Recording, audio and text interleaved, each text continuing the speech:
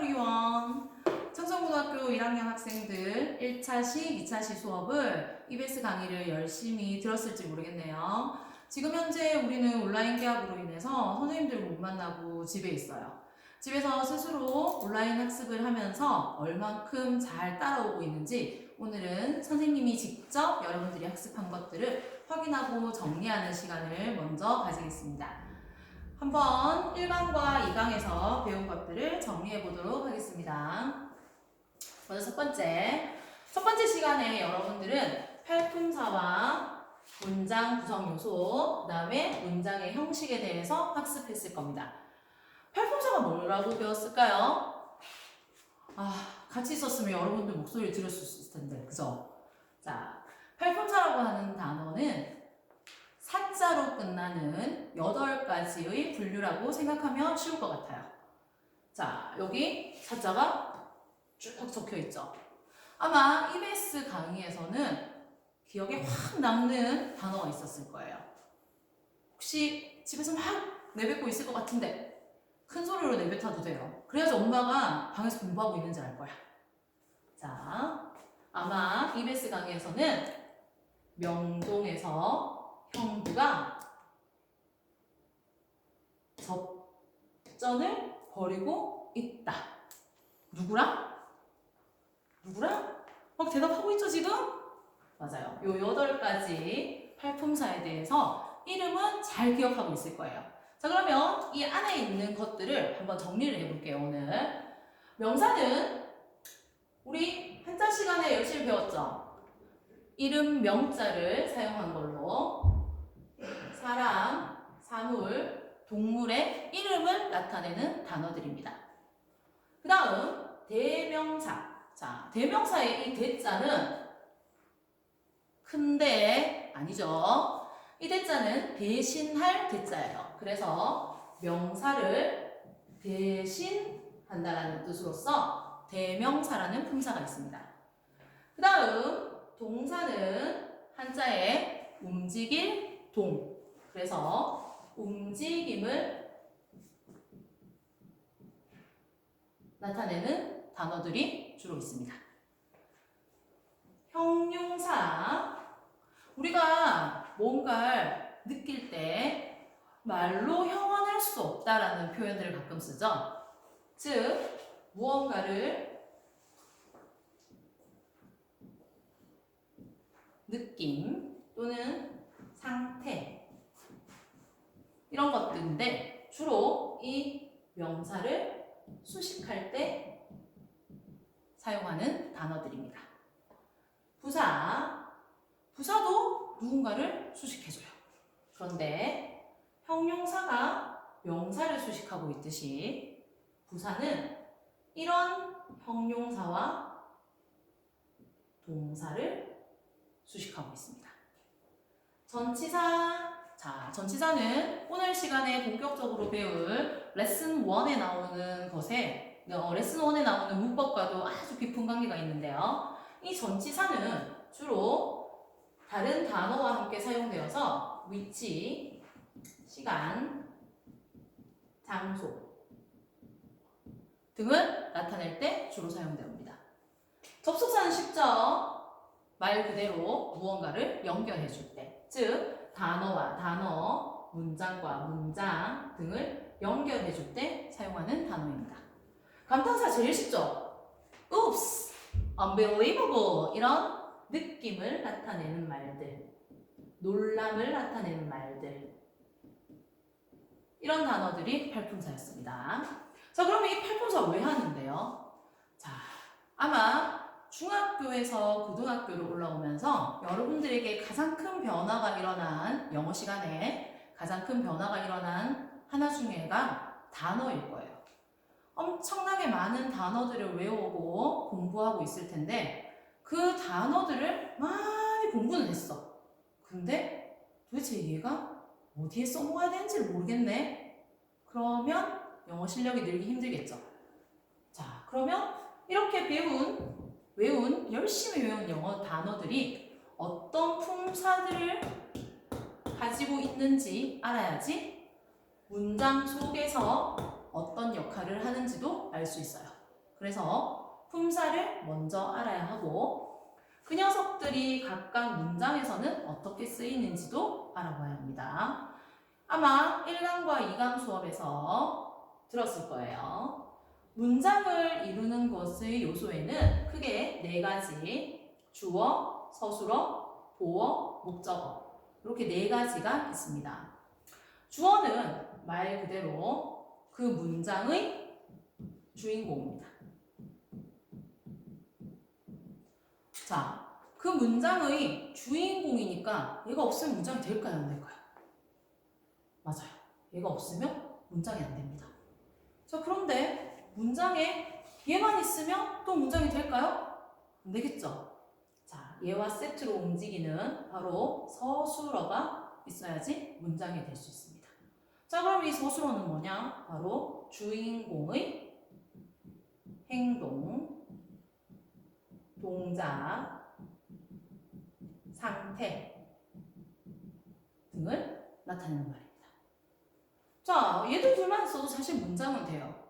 예를 들어서 나는 간다, 나는 먹는다, 나는 입는다.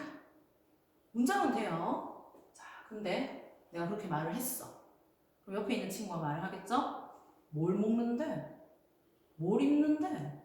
어디 가는데? 이렇게 묻겠죠. 자, 즉, 이 두 녀석만으로도 문장은 되지만 좀 더 정확한 의미를 전달하고 내가 원하는 뜻을 전달하기 위해서 그 내용을 풍부하게 해주는 목적어와 보어가 들어가면 문장이 조금 더 자연스러워질 겁니다. 자, 그러면 주어와 동사 외에 아까 질문했던 뭐 먹는데, 즉 이 주어의 행동의 대상이 되는 녀석이 바로 목적어입니다. 주어, 행동의 대상. 뭐 먹는데? 나 샌드위치. 그러면 나는 샌드위치를 먹는다. 해서 바로 샌드위치가 목적어가 되는 겁니다. 자, 그 다음 그럼 보어는 뭐예요? 자, 보어는 아마 우리나라 국어에 없는 문법이라서 조금 헷갈릴 수도 있을 거예요. 자, 이 보어는 말 그대로 보충 설명해주는 말입니다. 그럼 뭘 보충 설명해주냐? 바로 주어와 목적어를 보충 설명해줍니다. 그래서 두 가지의 보어가 존재합니다. 바로 주격 보어와 목적격 보어. 이 두 가지가 존재합니다. 자, 그러면 이렇게 문장을 만드는 4가지를 알았으니 이걸 가지고 문장을 만들어야 되겠죠? 자, 깊게는 안 들어갈게요. 왜냐? 너무 많은 걸 한꺼번에 배우면 모레 폭발할 수도 있겠죠. 그래서 세세한 건 개학 후에 얼굴 보면서 하나씩 조금 더 자세하게 할게요. 자, 이렇게 요 4가지 요소를 가지고 우리는 크게 5가지의 형식으로 문장을 만들 수 있습니다. 아까 처음 예를 들었던 것처럼 주어 하나에 동사 하나가 존재하는 게 1형식. 거기에 주어를 보충 설명해주는 주격 보어가 생성되면 2형식. 주어에 동사에 목적어 하나가 있으면 3형식. 주어 동사에 목적어 2개짜리가 4형식. 주어 동사에 목적어와 목적어를 보충 설명해주는 목적격 보어가 들어가면 5형식이 됩니다. 자세한 거는 조금 더 얼굴 보고 학교에서 얘기합시다. 자, 그러면 지난 시간까지 학습한 내용을 전체적으로 정리해봤어요. 자, 이번 시간에는 교과서 내용으로 넘어가겠습니다.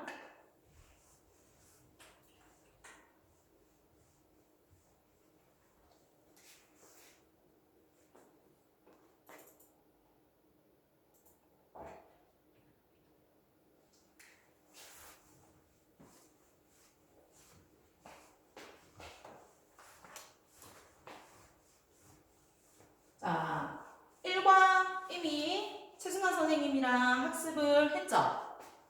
그래서 본문의 내용은 잘 알고 있을 거라 생각합니다. 자, 1과 the part you play.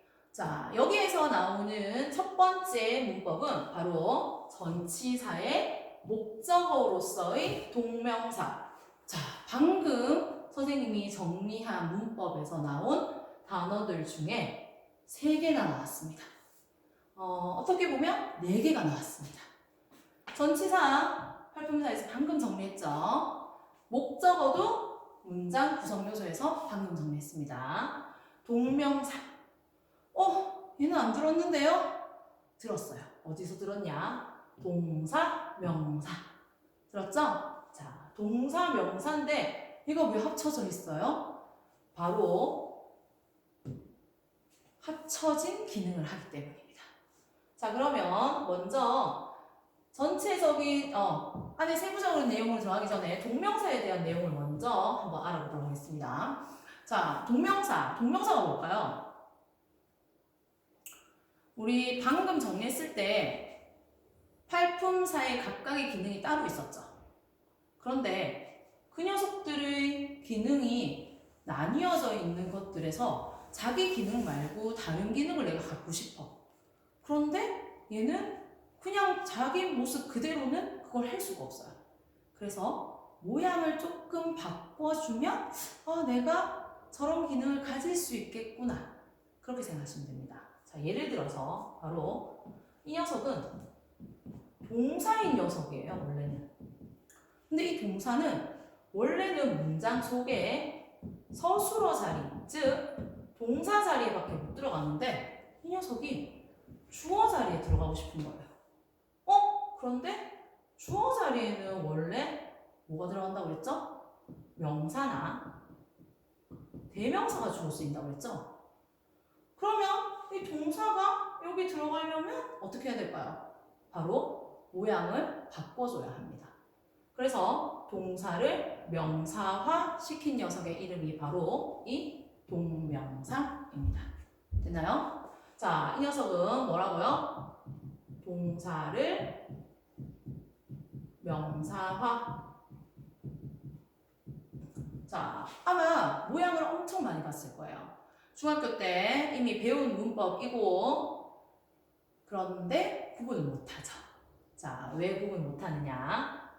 생긴 건 요렇게 ing가 붙어 있어. 그런데 얘가 어떨 땐 동사고, 어떨 땐 명사고, 어떨 땐 형용사일 때가 있어요. 그래서 얘가 걔인가? 얘가 걔인가? 이런 경우가 생길 거예요. 자, 이렇게 ing가 붙은 녀석을 보았을 때는 이 녀석이 명사의 역할을 하는지 형용사의 역할을 하는지 구분해 보고, 명사의 역할을 하면 얘 동명사구나. 형용사의 역할을 하면 얘 현재 분사야. 이렇게 구분하시면 됩니다. 자, 그렇다면 동명사에 대해서 알아보았으니 이제 본격적으로 안으로 들어가겠습니다. 자, 원래 이 전치사란 녀석은 명사나 대명사 등을 목적어로 가진다. 그런데 뒤에 동사가 와야 돼. 아까랑 똑같은 상황이죠? 이 동사란 녀석이 명사가 들어가는 자리에 목적어 자리에 들어가고 싶은 거예요. 그러다 보니까 모양을 바꿔줘야 되네. 그때 바꿔주는 게 바로 동명사의 형태로 바꿔준다. 자, 주요 전치사 학교 다닐 때 중학교 때 많이 봤죠? in, of, one, on, by, for, with, from, without. 이런 전치사 뒤에는 반드시 명사나 대명사가 와야 한다.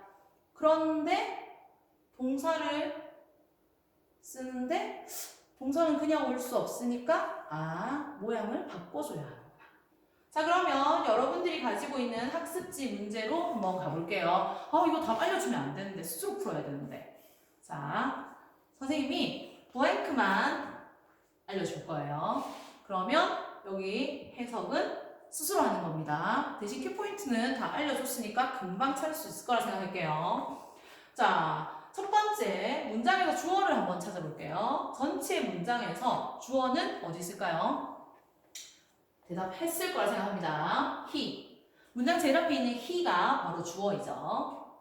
그 다음 본동사, 즉 진짜 동사는 he 바로 뒤에 딱 붙어있는 is예요.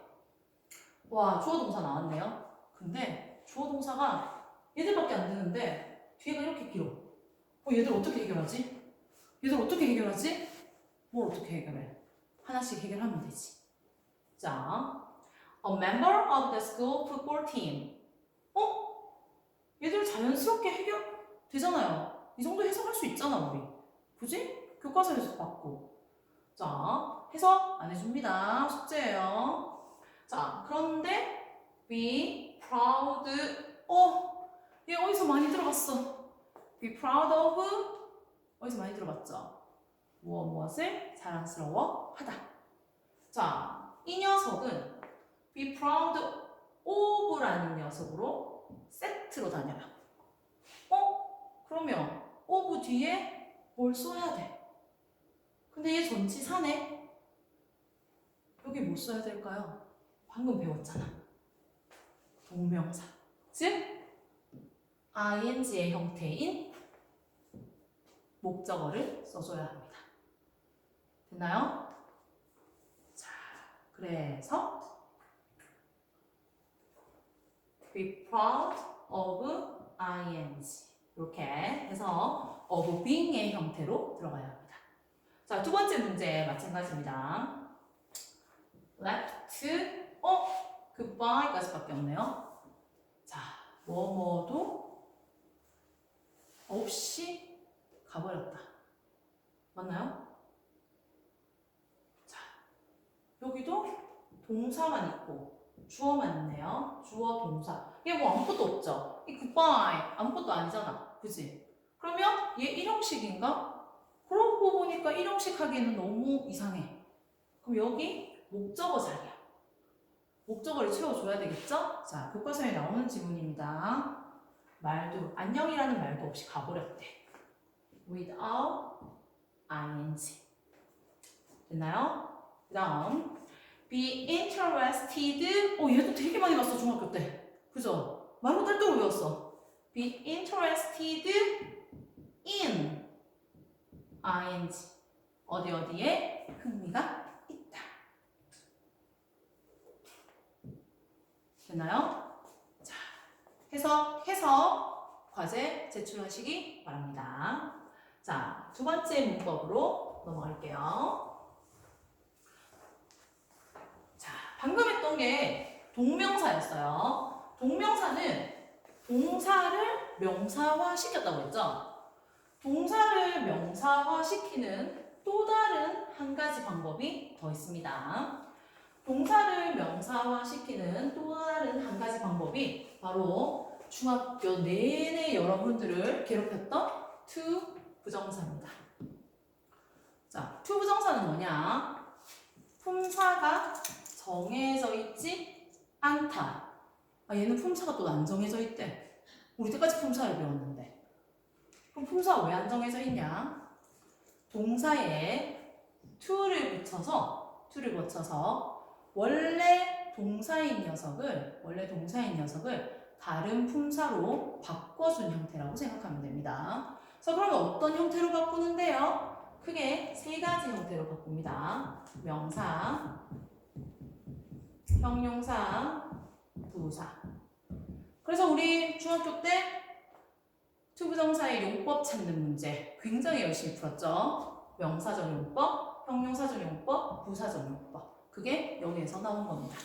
자, 그 중에서도 오늘은 투부정사의 명사적 용법에서 주어로 사용된 형태들입니다.